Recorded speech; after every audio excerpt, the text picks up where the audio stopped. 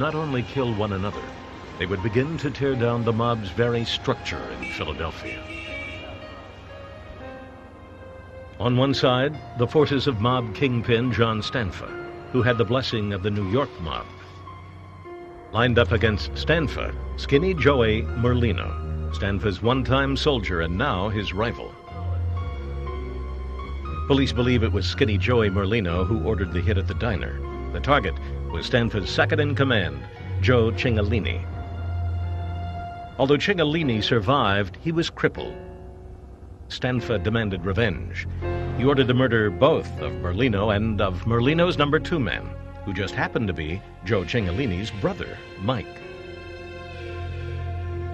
The two brothers, in opposing mob factions, were sworn enemies. Stanfa personally outlined the plan for killing the two men.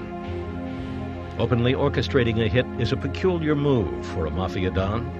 Usually the boss lets an underling give the actual order, just in case the FBI might be listening in. But Stanfa did it himself. Bad move. The FBI was listening as Stanfa and a soldier, switching back and forth between English and Italian, planned Merlino's murder.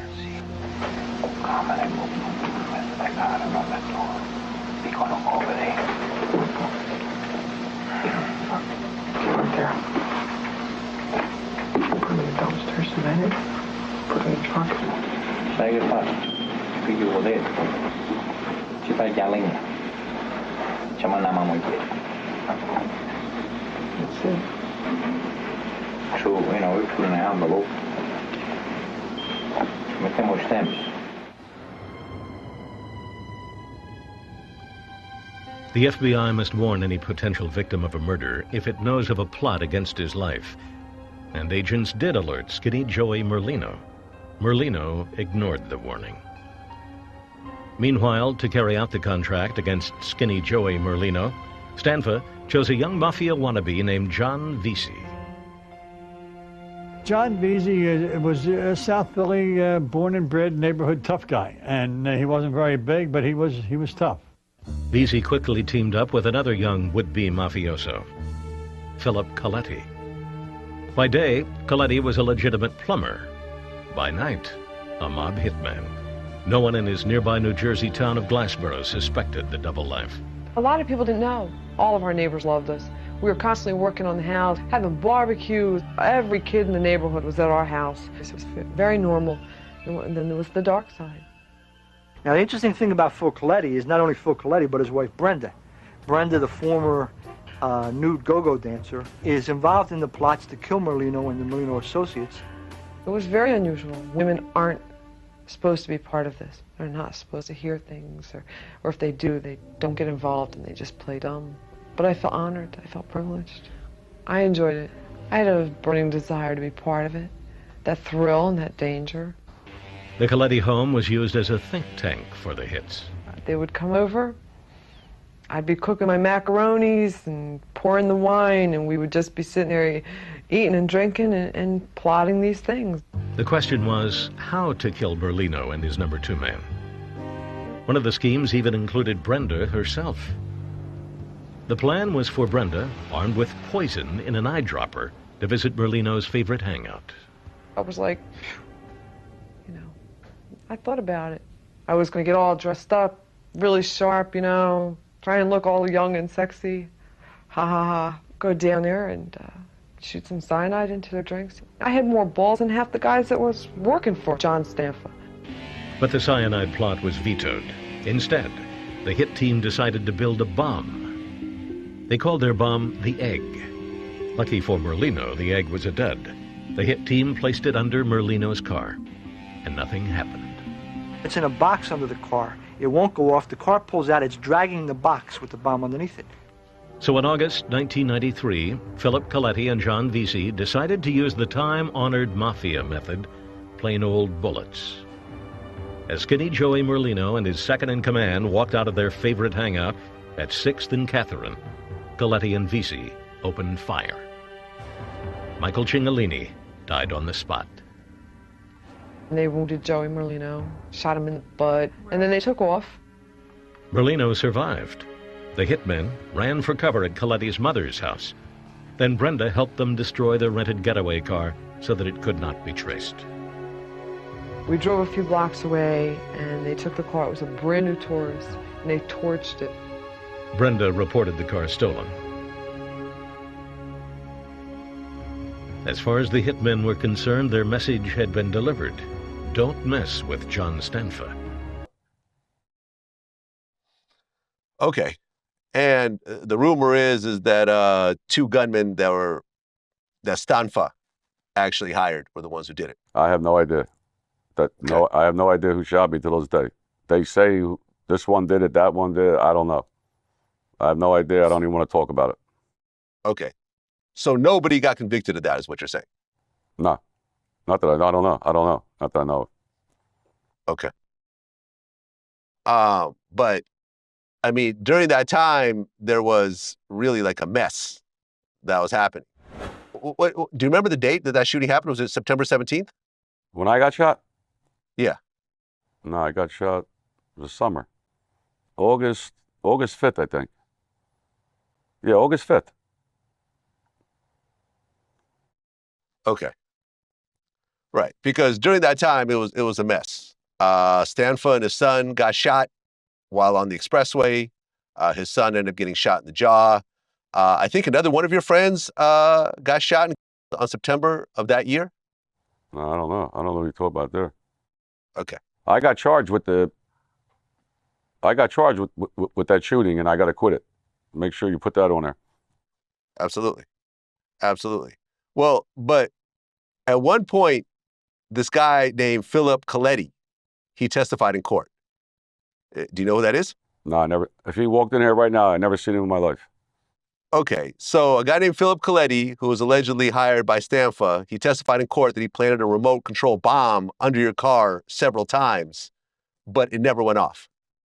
I guess he didn't know what the he was doing. I don't know. I don't know him. His wife said she tried to kill me too. Okay. She tried to put cyanide in my drink. She was so fucking ugly, I wouldn't even talk to her. I mean, how does it feel when all these people are trying to kill you? It's all right. It's all right? What about my day? I mean, did it make you think that maybe you need to just move somewhere else? No, why? Get out of this area? I didn't do nothing wrong. Okay. Went to dinner, out drinking, went to sporting events. If that's a crime, then kill me. What am I going to do? Brenda Colletti. She was the wife of mob hitman Phil Colletti. How many people did your husband kill? He's killed 2 people. You said there were a couple of times when you could have potentially killed somebody. Oh, yeah. Well, I've had conversations with other people about actually pulling the trigger. Would you have? Would I have? Could you have?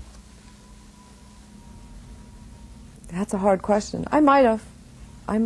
She did come close to murder, once planning to kill a rival wise guy, Skinny Joey Merlino, by slipping cyanide in his drink. Her husband stopped her then, but she did help him burn a car he'd used in a mob hit, lied to the cops to back up his alibis, and stashed his weapons. All this while living in a quiet Philadelphia suburb where the neighbors knew them as an average couple raising their little boy, Paulie. On a normal day, we'd be out mowing the lawn and barbecuing and playing with Paulie and the dog, and it was so normal. It was great. And then there was other days where we'd have people over the house bringing Mac 10s with silencers for Philip to fix. And at one point we had a bomb in the house. A bomb? We had a bomb in the house. There really was. It was 2 lives. She describes herself as a country girl from Massachusetts, but there was trouble for Brenda Colletti right from the start. She dropped out of high school and was arrested several times for carrying a gun. She married young and ended up working in bars and clubs on the fringes of Philadelphia. I couldn't make it on a minimum wage job, and I started dancing. And What kind of dancing are you talking about? Stripping, that sort of thing? Right. Yeah. It's not something I'm proud of, but at that time, I did what I had to do to keep my family alive and going. In 1989, she left her husband for Phil Colletti. They married a year later. Colletti was an unemployed plumber with a mean streak. He'd once shot a man dead in a dispute over a parking space. And he'd grown up on the streets of South Philadelphia.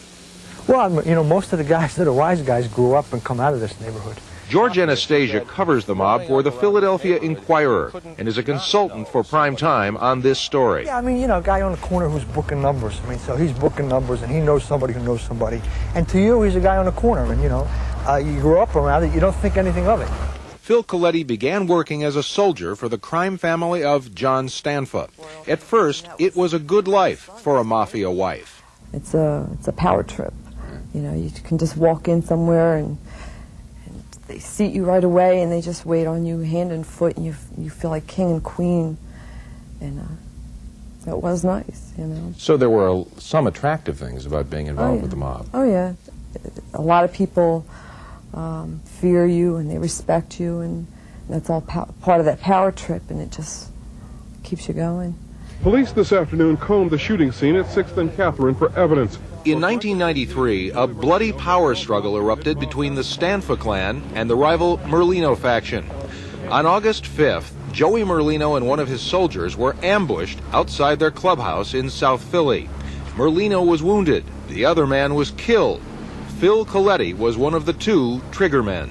Weren't you shocked? Weren't you distressed? Yeah, I was shocked. There was a lot of thoughts running through my head. At the time, honestly, one of the thoughts was, yeah, we got one. You know, we were in the middle of a war.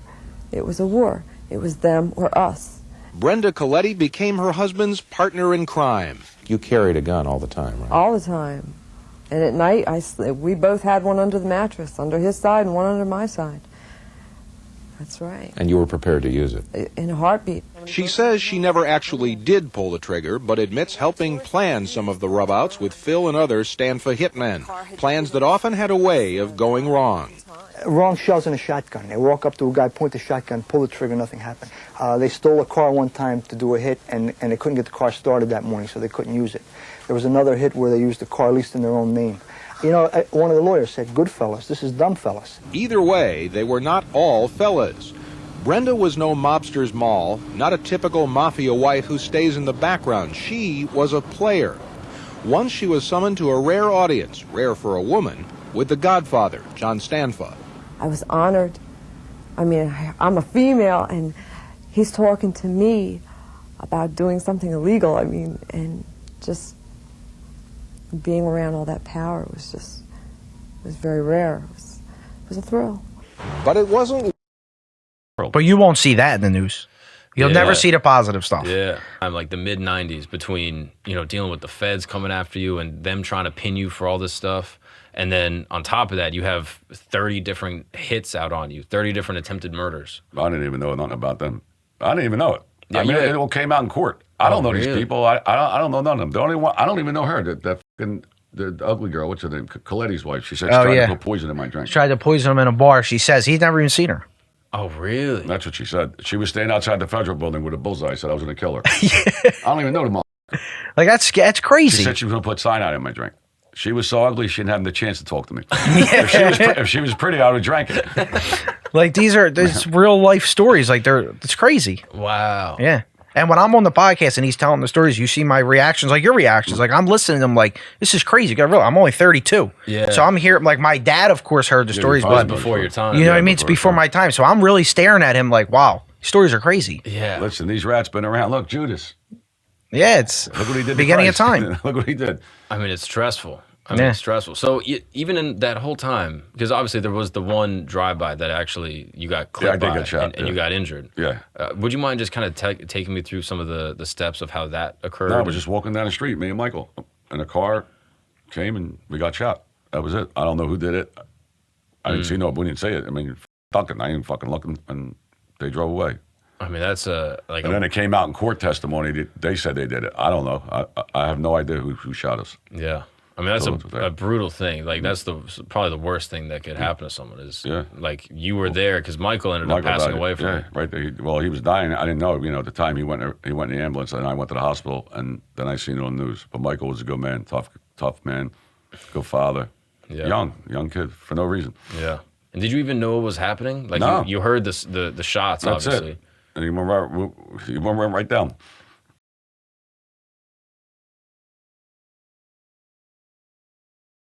Thank you for watching this video. Please subscribe to our channel and check out more of our content. Feel free to give your feedback and suggestions on what we should do next in the comments. This is Infinite Lee Productions. We love ya.